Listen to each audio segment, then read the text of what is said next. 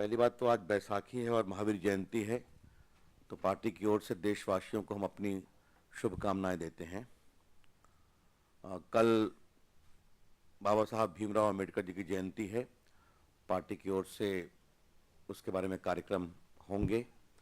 आप सभी को हम बुलाएंगे। उसकी पूर्व संध्या पर हम सभी उनकी आत्मा को बहुत प्रणाम करते हैं। देश के संविधान के निर्माता ही नहीं, सामाजिक न्याय की लड़ाई में वंचित वर्गों को सम्मान दिलाने में उनकी भूमिका हमेशा बहुत ही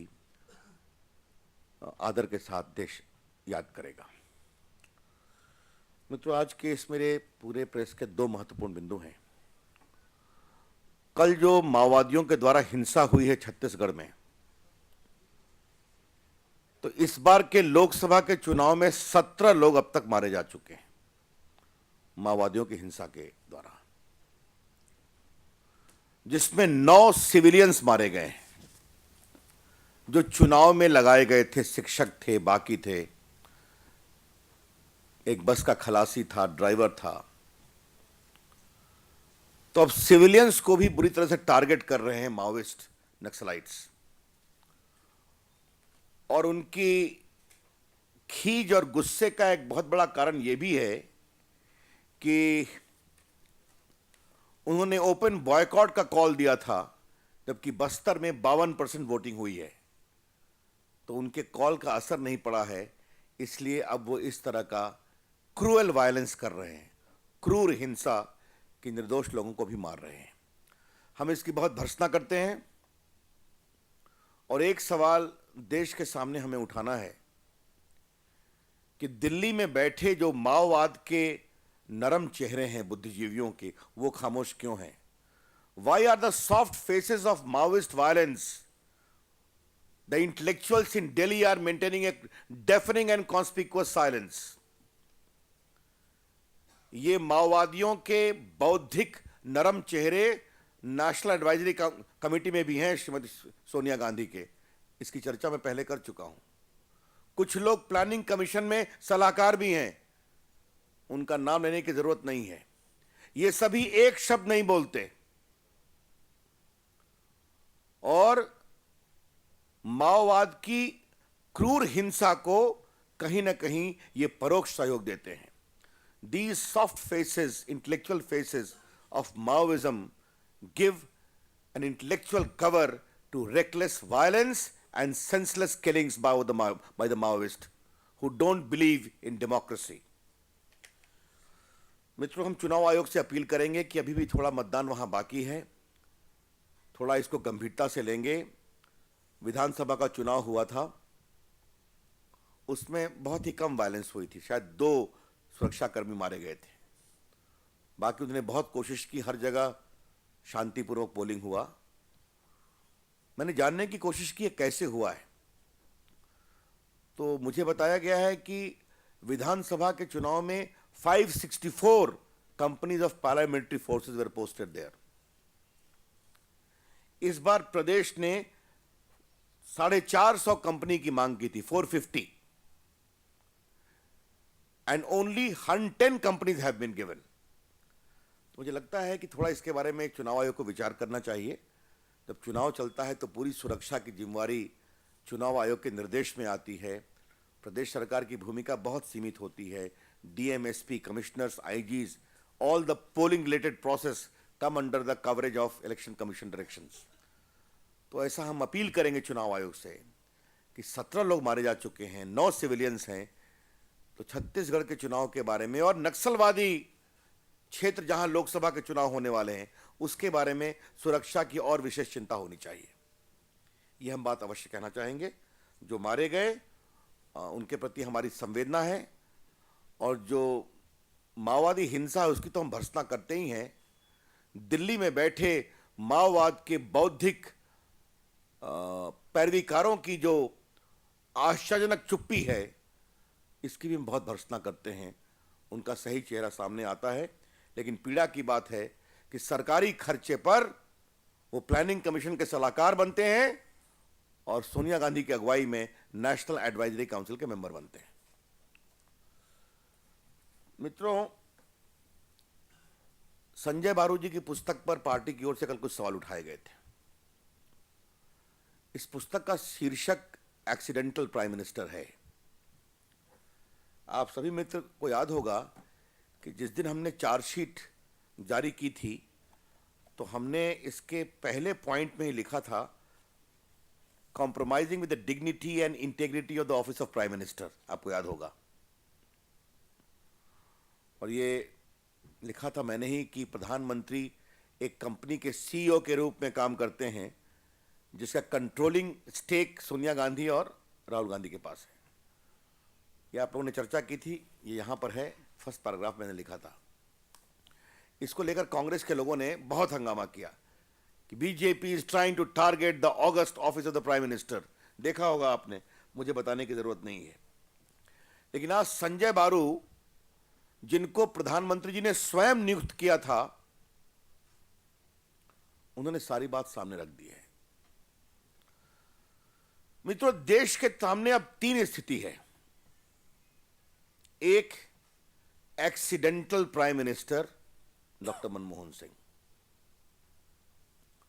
दूसरे, reluctant to become even a PM candidate Rahul Gandhi. और तीसरा, an effective and accountable prime minister Narendra Modi, अगर जनता का आशीर्वाद मिलता है तब। देश के सामने आज तीनों स्थिति सामने आ गई है। एक, संयोगवश बने प्रधानमंत्री डॉक्टर मनमोहन सिंह। एक, प्रधानमंत्री की पद की उम्मीदवारी से भी उदासीन राहुल गांधी। अगर जनता का आशीर्वाद मिला तो प्रभावी और उत्तरदायी प्रधानमंत्री नरेंद्र मोदी। ये देश के सामने तीनों स्थिति आज सामने आई है, ये आपको हम कहना चाहते हैं। मित्रों, मैं राहुल गांधी के इंटरव्यू को देख रहा था। आज अखबारों में भी उसकी विस्तार से चर्चा है। उनका एक इंटरव्यू जो पहला आया था, स्ट्रक्चर्ड इंटरव्यू, उसके बारे में कहा गया था कुछ लोगों के द्वारा किंडरगार्टन इंटरव्यू। तो मुझे लगता था कि उनका दूसरा इंटरव्यू कम से कम प्राइमरी लेवल का तो होगा ही, लेकिन उसको नर्सरी भी कहा जाए कि नहीं, इसके बारे में भी मन में सवाल खड़े होते हैं। The first structured interview ever by Rahul Gandhi was termed by many critics as a kindergarten performance. We all had thought that now at least we will see the performance of a primary level. But seeing what he spoke yesterday, we regret to say it could not even cross the nursery level. अब मैं उनसे एक सवाल पूछता हूं। इसमें बार बार कह रहे हैं कि हम देश के लोगों को अधिकार देना चाहते हैं। We want to give right to the people of India, ये कहे हैं। राहुल गांधी जी, अगर आपने अपने प्रधानमंत्री के अधिकार छीन लिए तो देश के लोगों को कहां से अधिकार देंगे आप?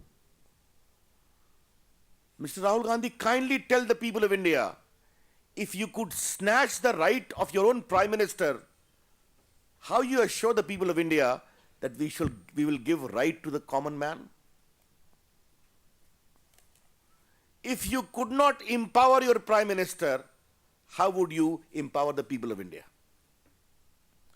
ये सवाल हम देश के सामने उठाना चाहेंगे कि जो श्रीमान राहुल गांधी जी अपनी माता जी के साथ देश के प्रधानमंत्री को उन्होंने शक्ति विहीन बनाया, तो देश की जनता को शक्ति कहां से देंगे?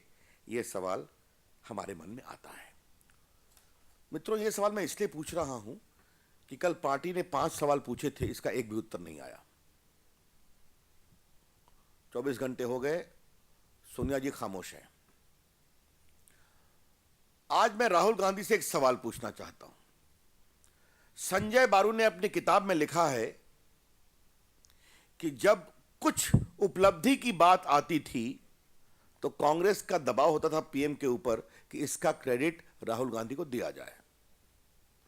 उसमें मनरेगा का विशेष रूप से जिक्र आया है कि जब प्रधानमंत्री ने इनिशिएटिव लिया, उनके उस समय के मंत्री रघुवंश बाबू ने लिया, तो संजय बारू की कोशिश थी कि पीएम को इसका क्रेडिट मिलना चाहिए।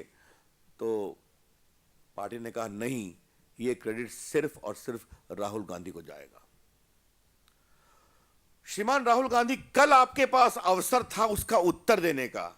जो संजय बारू ने कहा है वो गलत कहा है, इसका क्रेडिट मनमोहन सिंह को दिया जाना चाहिए, मेरी सरकार को दिया जाना चाहिए, लेकिन आप खामोश रहे। This conspicuous silence of Rahul Gandhi in not refuting the contents of Sanjay Baru as far as credit apportionment is concerned is a clear confirmation that what Sanjay Baru has written is factually correct. ये हम इस बात को उठाना चाहते हैं, ये बहुत ही जरूरी है। मित्रों, इसमें दूसरा सवाल उन्होंने कि हम मैन्युफैक्चरिंग को बहुत आगे बढ़ाएंगे। ये पढ़ के तो मुझे भी शर्म आ गई। मैं इस बात को दोहराऊंगा नहीं। देश की इकोनॉमी पर हम आपके सामने प्रेजेंटेशन कर चुके हैं कि Indian manufacturing is in -2। Rahul Gandhi ji, अब आपकी सरकार के 25 दिन बाद जाने का समय आ रहा है, या शायद 1 महीने बाद, और आप कह रहे हैं मैन्युफैक्चरिंग को आगे बढ़ाएंगे। क्या मतलब है इसका?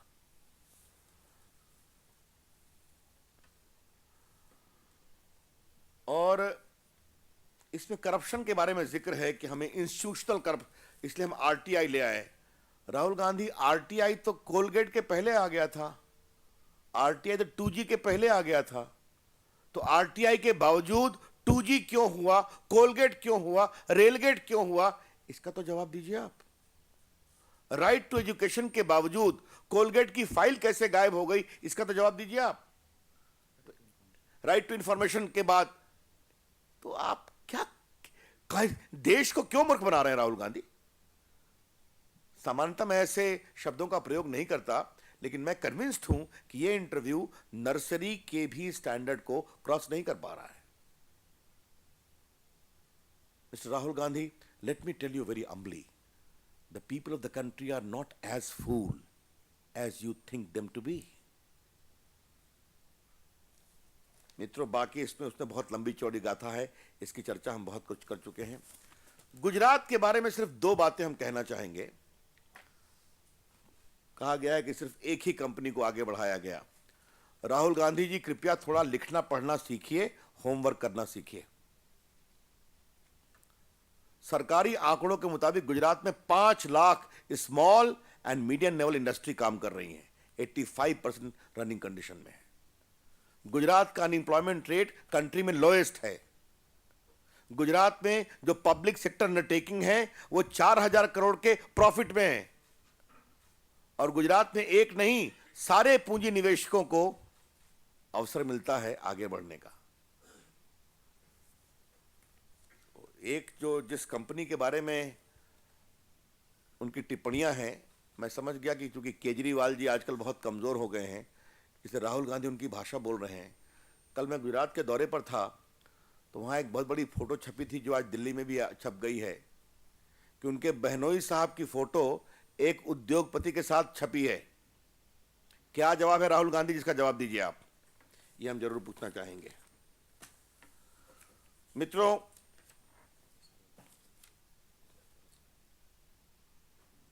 हमारे तरफ से पूरे गुजरात के बारे में आपको बहुत चर्चा की गई है, इसलिए हमें कोई राहुल गांधी से तू मैं नहीं करनी है सारे इंडेक्सेस पर। लेकिन राहुल गांधी जी, ये चुनाव देश का है, ये चुनाव गुजरात का नहीं है। कृपया करके आप ये क्यों नहीं अपने इंटरव्यू में बता रहे हैं कि महंगाई क्यों नहीं कम हुई, बेरोजगारी क्यों बढ़ी, नेशनल हाईवे बनना क्यों कम हो गया, मैन्युफैक्चरिंग क्यों कम हो गया, इकोनॉमी 8.5% के बेस से 4.5 पर क्यों पहुंच गई। इन सबों का जवाब आपको देना है, जो देश आपसे उत्तर मांग रहा है। मित्रों, मुझे अंतिम बात यह कहनी है कि देश के कई क्षेत्रों के दौरा करने के बाद मैं एक बात कह सकता हूं कि देश में एक जबरदस्त हवा चल रही है, और जो बात मैंने टीवी पर कई बार कही है, India is yearning for a change. एक बदलाव की उत्कंठा है, बदलाव की जबरदस्त चाहत है। जो मैं देख रहा हूं भाजपा के पक्ष में और नरेंद्र मोदी जी के पक्ष में, 16 मई को जब गिनती होगी तो लोकसभा के चुनाव के नतीजे आशाजनक होंगे. The result of the election will be astonishing